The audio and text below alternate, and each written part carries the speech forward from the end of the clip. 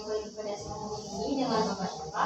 Haidar, Pak. Bapak Haidar, baik. Bapak Haidar, usianya berapa Pak? 65 tahun. Oke, 65 tahun. Alamatnya Bapak di mana Pak? Di Cipatidok. Oke, jadi ya. Oke, kira-kira Bapak keluhannya apa Pak yang Bapak rasakan sekarang Pak? Saya nyeri di perut bagian bawah pusat. Ini di perut bagian bawah pusat. Selain itu ada keluhan yang lain Pak? Ada nyeri di punggung dan juga kemarin ketika saya buang air itu di urin saya ada darahnya seperti itu. Oh, ada air darah gitu. Iya, terlihat warna merah. Nyerinya di bawah pusat itu sejak kapan Pak? Itu sudah sejak seminggu yang lalu. Seminggu yang lalu ya. Oke, baik. Untuk nyerinya itu berada di bawah pusat saja atau ada menyebar ke tempat yang lain? Itu ya cuma di bawah pusat sama di bagian lubang punggung. Oh, nyebarnya ke belakang punggung Ya. berarti ya Pak? Oke. Untuk karakteristik nyerinya apakah dia yang timbul atau terus-terusan gitu Pak? Dia ketika bertemu saya Bisa aja ya, berarti ketika Bapak buang air kecil Ya. itu nyeri. Ya, Setelah buang air kecil itu enggak ada nyeri. enggak. Enggak ada ya. Oke. Kira-kira selain ini Pak, ada kegiatan lain nggak Pak yang bisa memperberat rasa sakit yang ada di bawah perut Bapak? Saat beraktivitas berat seperti olahraga. Oh, setelah olahraga gitu ya Pak. Oke. Berarti dipicunya tuh oleh kegiatan yang berat gitu ya Pak, Iya. bergerak gitu badannya. Oke. Kalau Bapak merasakan nyeri untuk menghilangkannya Bapak melakukan apa Pak? Saya biasanya merapatkan badan di kasur. Oh, jadi rebahan ya Pak. Berarti dengan rebahan itu agak kurang gitu ya Pak nyerinya. Bahkan Oke. Kemudian sehari itu biasanya Bapak kencing berapa kali Pak? sehari 5 kali. 5 kali Pak. Oke. Tapi setiap Bapak kencing itu nyeri atau ada di waktu tertentu pas saja? Seperti pagi, malam atau setiap kencingnya nyeri gitu Pak? Setiap kencing nyeri. Kan nyeri ya. Kalau diukur gitu Pak, skala nyerinya dari 1 sampai 10, kira-kira Bapak merasakan nyeri berapa Pak tentang? 8, Pak. 8, berarti nyeri banget ya Pak. Ya, nyeri sekali. Jadi untuk tadi kencing Bapak sehari itu ada 5 kali ya Pak? Iya, benar. Oke, 5 kali ya. Berarti ketika Bapak kencing itu seberapa sering Pak merasakan adanya sisa gitu selesai kencing? Selalu. Selalu ya, berarti misalnya 5 kencing itu selalu merasakan ada sisa gitu. Benar. Oke.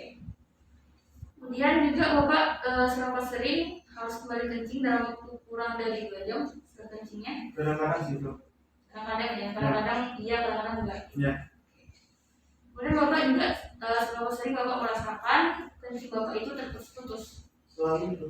Selalu terputus-putus berarti Pak? Selalu itu. Oke, berarti enggak lancar gitu alirannya. Enggak. Terus juga Bapak ada merasa itu enggak? Merasa sulit untuk menahan kencing Bapak? Kadang-kadang. Kadang-kadang ya? Iya. Oke, kadang-kadang. Kemudian Bapak juga seberapa sering Bapak merasakan kencing Bapak itu pancarannya lemah? Selalu. Selalu ya? Pasti kalau itu bertemu tante. Lemah ya? Oke. Kemudian juga Bapak ketika kencing seberapa sering mengejar untuk mulai kencingnya Pak?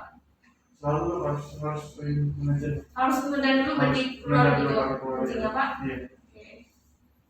Baik Bapak, kemudian juga saya ingin menanyakan kira-kira kalau misalnya sakit yang Bapak rasakan sekarang itu juga saya obatin gitu. Kira-kira gimana kualitas hidup Bapak? Apakah lebih baik atau lebih buruk atau Bapak merasa sangat-sangat terpuruk atau sangat-sangat Sangat tersisa. tersisa ya? Jadi emang harus itu ya Pak diobati penyakitnya. Oke. Baik Bapak. Jadi untuk skor PSS-nya tadi sudah saya hitung itu berkisar yaitu 29 yang artinya itu gejala berat. Kemudian untuk kualitas hidupnya 6. Baik. Oke, baik. Selanjutnya saya akan menanyakan Bapak dulu ada riwayat stroke? Tidak ada. Tidak ada riwayat stroke ya Pak.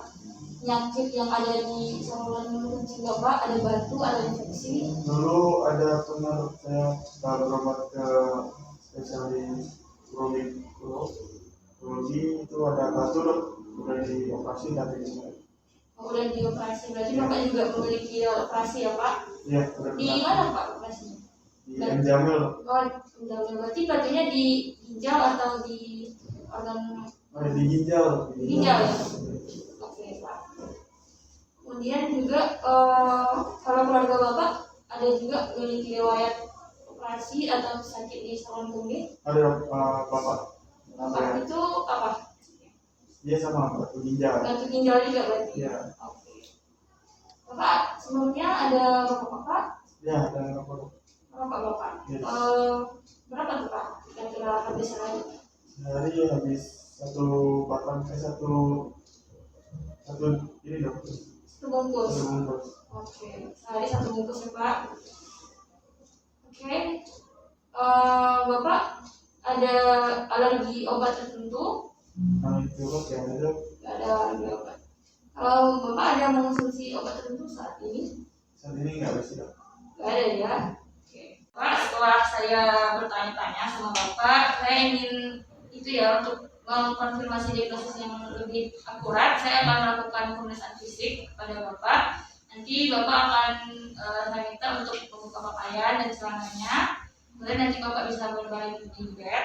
Nanti saya akan melakukan pemeriksaan secara menyeluruh di badan Bapak dan kemudian akan terkhusus pada organ-organ tertentu seperti alat kelamin dan juga bagian dari perut Bapak. Bersedia? Ya, saya bersedia. Oke, baik. Silakan Pak buka dulu Pak. Oke, baik Bapak. Selanjutnya kita akan melakukan pemeriksaan fisik terlebih dahulu Pak untuk memastikan dari diagnosa pasti pada Bapak. Jadi sebelum melakukan pemeriksaan saya akan mencuci tangan terlebih dahulu.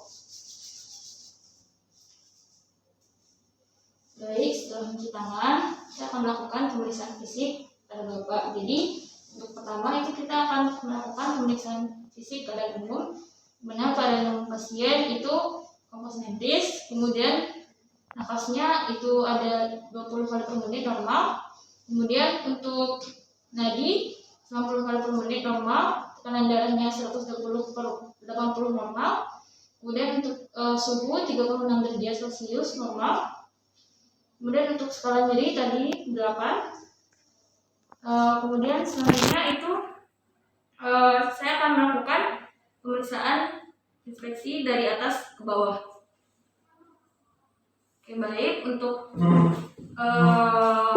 wajah pasien ini sepertinya simetris. Kemudian di sklera itu tidak terik. Kemudian konjungtiva tidak anemis. Kemudian selanjutnya tidak ada tampak kebesaran dari kelenjar getah bening di leher, kemudian jantung dan paru dalam batas normal, kemudian abdomen juga dalam batas normal. Selanjutnya itu saya akan melakukan pemeriksaan dari status lokalis pasien, yaitu dari pinggang sampai ke genitalia eksterna. Nah baik, selanjutnya yang pertama itu kita akan melakukan pemeriksaan dari ginjal, dimana yang pertama itu ada inspeksi. Kita menilai apakah ginjal tersebut di kulit itu ada scar atau ada kemerahan atau ada lesi. Di sini tidak ditemukan ada scar, lesi atau kemerahan di ginjal kanan maupun ginjal kiri. Kemudian selanjutnya kita akan melakukan pemeriksaan dari nyeri tekan atau nyeri ketok di CVA, di mana itu terdapat di bagian posterior pasien itu di trakal 12 sampai lumbal 2, itu di daerah ginjal, di daerah retroperitoneal. Ini kita akan melakukan pemeriksaan dari nyeri ketok. Nyeri Pak? Tidak dok. Tidak nyeri. Ini kita akan lakukan di sebelah kanan. Oke, baik. Tidak ditemukannya nyeri ketok pada CVA, artinya CVA negatif. Selanjutnya itu saya akan melakukan pemeriksaan palpasi, di mana Bapak mungkin boleh berbaring terlebih dahulu Pak. Saya suruh berbaring. Kemudian setelah berbaring kita akan melakukan palpasi pada ginjal pasien. Jadi caranya adalah tangan kiri kita letakkan di posterior abdomen pasien di daerah ginjal. Kemudian yang tangan kanan itu akan melakukan palpasi dari depan, yaitu di bawah arcus costae. Nyeri nggak Pak? Tidak, Dok. Tidak nyeri ya. Oke, berarti tidak ditemukan nyeri pada ginjal pasien. Kemudian selanjutnya saya akan melakukan pemeriksaan balon temen, di mana untuk menilai apakah terdapat pemantulan organ ginjal pada pasien. Jadi saya akan melakukan penekanan dari atas, kemudian tidak dirasakan itu pemantulan organ, berarti balon temennya negatif untuk ginjal kanan. Baik, selanjutnya untuk ginjal kiri, sama seperti tadi kita melakukan pemeriksaan nyeri. Kemudian kita tekan bagian ginjal pasien. Nyeri Pak? Tidak, Dok. Oke, tidak nyeri ya. Kemudian selanjutnya kita akan melakukan pemeriksaan dari balon temen. Tidak ada pemantulan organ ginjal pasien, berarti balon temen untuk yang ginjal kanan kiri itu negatif. Baik, setelah melakukan palpasi pada ginjal, inspeksi, kemudian juga saya akan melakukan perkusi. Dan setelah perkusi itu kita akan melakukan auskultasi. Mungkin Bapak silakan duduk terlebih dahulu Pak. Baik.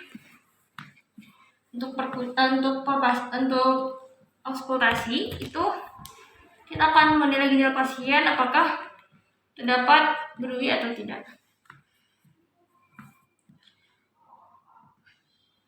Tidak ada berui di ginjal kanan. Tidak ada berui di ginjal kiri pasien. Baik, selanjutnya itu kita akan melakukan pemeriksaan dari fisika urinaria. Bapak mungkin bisa berbaring lagi Pak. Oke, baik Bapak, silakan dibuka bajunya.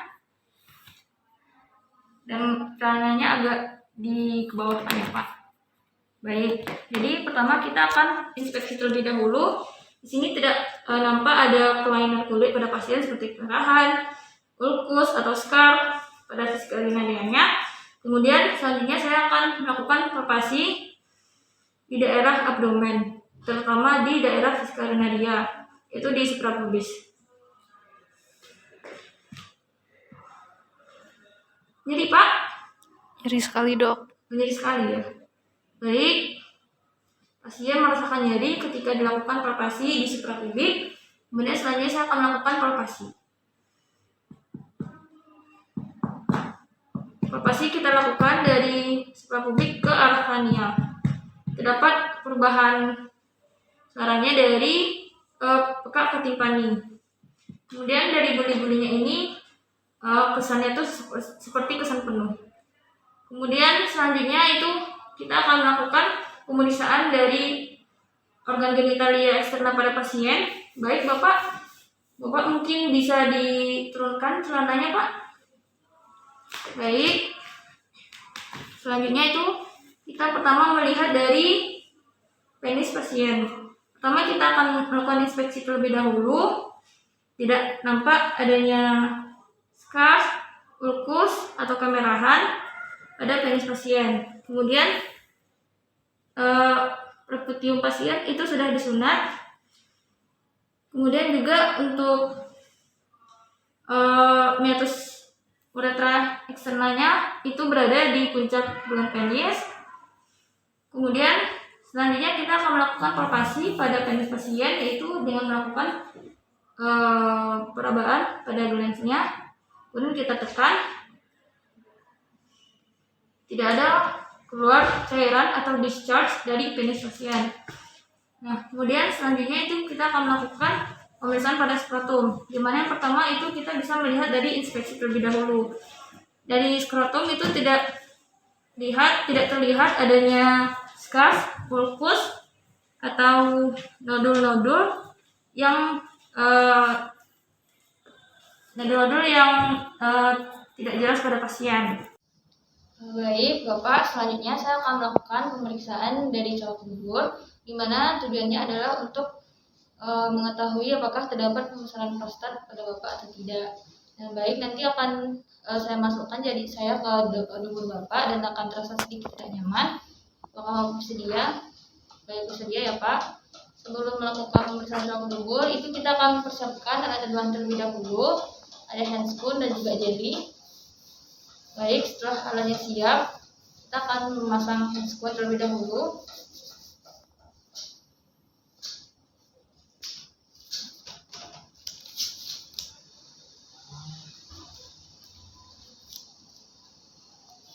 Baik, setelah pasang handscoon, Bapak mungkin boleh posisinya ke miring Pak, ke kiri. Baik, setelah posisinya lateral position, itu kita akan melakukan colok dubur. Nah, jadi pertama itu kita akan meneteskan jeli di jari yang akan kita masukkan ke dalam dubur pasien. Nah, kemudian selanjutnya kita akan melakukan pemeriksaan anus terlebih dahulu. Jadi kita inspeksi terlebih dahulu. Di sini terdapat massa, hemoroid atau fistula. Kemudian selanjutnya itu saya akan memasukkan jari ke dalam anus pasien perlahan-lahan agar pasien tidak terkejut. Bapak mungkin bisa dibuka dulu mulutnya, Pak. Baik. Sphincter aninya normal, kemudian teraba anorektal ring. Selanjutnya juga teraba dari promontorium. Nah, kemudian selanjutnya kita akan melakukan pemeriksaan dari prostat. Di mana untuk prostat ini konsistensinya lunak, kemudian tidak ada nodul, sulcus mediananya teraba, atas prostat teraba. Kemudian tidak ada krepitasi. Baik, selanjutnya itu kita akan melakukan pemeriksaan dari refleks bulbocavernosa, di mana refleks bulbocavernosa ini nanti pas Bapak akan saya tekan penisnya, kemudian nanti kita akan melihat apakah nanti jari kita merasa terjepit atau tidak. Baik, maaf ya Pak. Baik, refleks bulbocavernosanya tersebut positif. Kemudian selanjutnya itu kita lihat dari handscoon apakah terdapat lendir, darah, atau feses. Pada pasien ini tidak terdapat lendir, darah, dan terdapat feses. Bapak, untuk diagnosis kerjanya berdasarkan hasil anamnesis dan pemeriksaan fisik itu didapatkan tadi keadaan umum kosmetis, kemudian suhu 36 derajat Celcius normal, kemudian tekanan darah 120/80 normal, kemudian frekuensi nafas 20 kali per menit normal, kemudian nadi 90 kali per menit normal, kemudian skala nyeri tadi ada 7.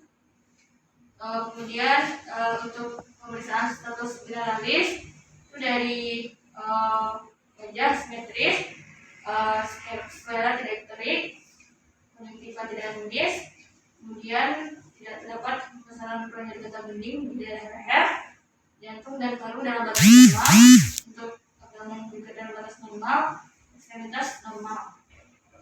Kemudian tidak terdapat lupus, scar, kemerahan di permukaan pinggang atau dekat ginjal, baik kanan ataupun kiri.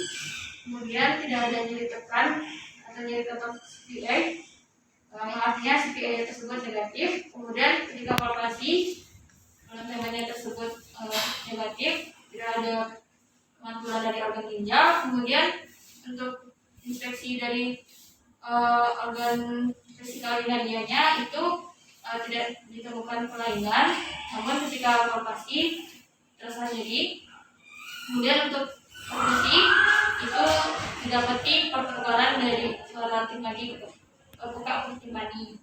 Kemudian untuk inspeksi pada penis itu didapatkan seperti sudah disunat. Kemudian untuk metus uretra externusnya itu dari penisnya. Kemudian tidak ada kelainan pada kulit, tidak ada scar, tidak ada ukus. Kemudian pada skrotum itu ditemukan testisnya tersebut 2, kemudian terdapat dari kesisaran, tidak ada hernia dan tidak ada kelainan kulit pada skrotum. Untuk diagnosanya itu Bapak menderita dari penyakit psikolitiasis atau biasa dikenal dengan penyakit batu di kandung kencing Pak. Baik Pak, sejauh ini ada yang ingin ditanyakan? Sudah ada. Oke, baik. Makasih dok.